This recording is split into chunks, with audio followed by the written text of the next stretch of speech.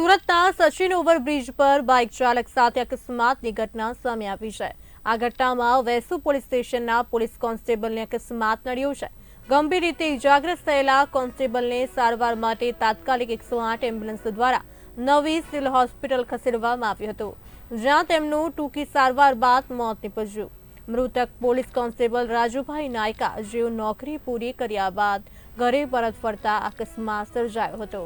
અકસ્માતમાં અજાણ્યા વાહન ચાલકે પોલીસ કોન્સ્ટેબલની બાઇકને અડફેટે લેતા બાઇક ડિવાઈડર સાથે ટકરાઈ ગઈ હતી, જેમાં બાઇક ચાલક કોન્સ્ટેબલને ગંભીર ઇજાઓ પહોંચતા તેમનું મોત નીપજ્યું હતું।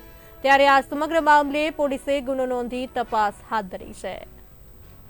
16ના રોજ પોતાની નોકરી પૂરી કરીને આજરોજ 8 વાગે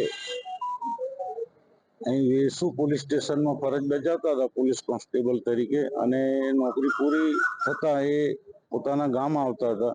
તે દરમિયાન જે સચિન જીઆઈડીસી ઓવરબ્રિજ ખરો એ જતા હતા, અને પાછળથી કોઈ ટ્રક અજાણ્યા વાહન ચાલકે ટક્કર મારતા એ પોતાની ગાડી ડિવાઈડર હાથે ઠોકાઈ ગઈ અને એ પડી ગયેલા ત્યાં, અને ત્યાર પછી એમને નવી સિવિલ હોસ્પિટલ ખાતે દાખલ કરેલા, અને વેસુ પોલીસ સ્ટેશનમાં ખબર પડતા ત્યાંનો સ્ટાફ આવને એ બનાવવાળી જગ્યાએ વિઝિટ કરીને અહીંયા સિવિલમાં દાખલ કરેલા હતા, અને તબિયત સારી પણ એમ કે ગુપ્ત માર વાગતા એ લોકો આજ રોજ સવારના 5 વાગે એ ડેથ થઈ ગયા છે।